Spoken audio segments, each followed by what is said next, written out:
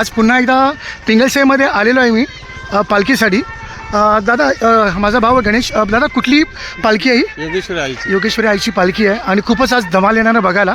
आणि आमच्या मंडळी बघा सगळ्या आलेल्या आहेत बघायला. आमच्या चिल्लर बालडी हाय हाय आणि हाय.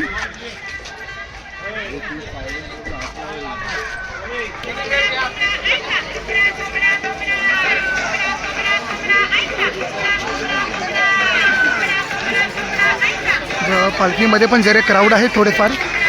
आणि मी पिंगलसेमध्ये आहे. ही गाडी आहे.